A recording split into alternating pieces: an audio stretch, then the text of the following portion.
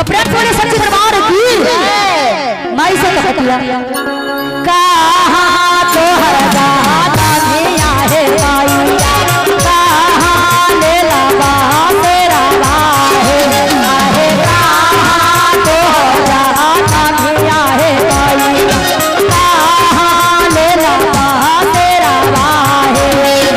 कहाँ तो हर जाता दिया है माई कहाँ ले लगा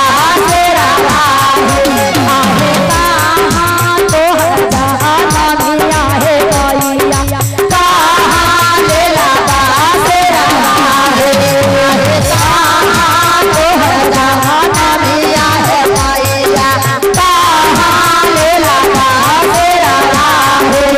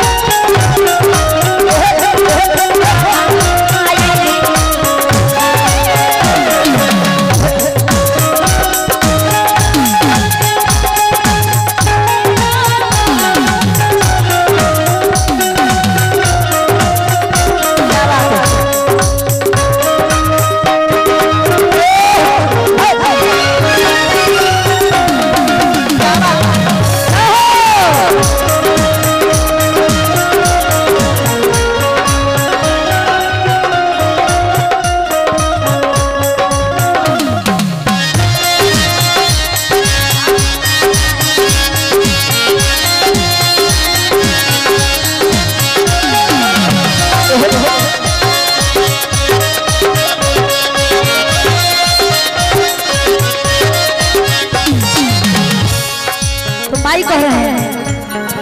मघरा तो हर जाता दिया है माई कलकत्ता ले लगा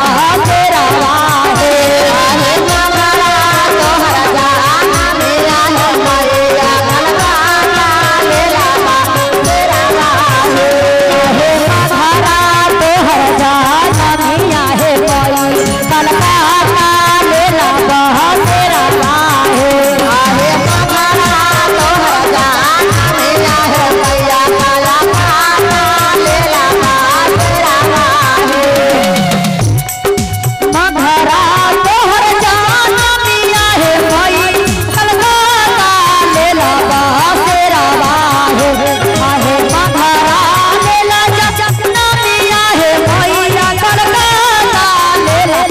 तेरा राहे आहे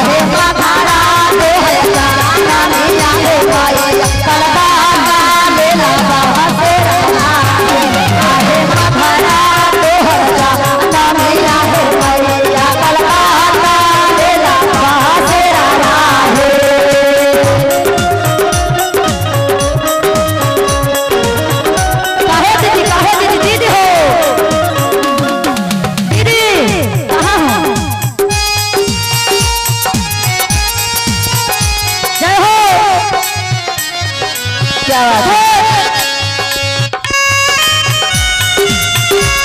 आहे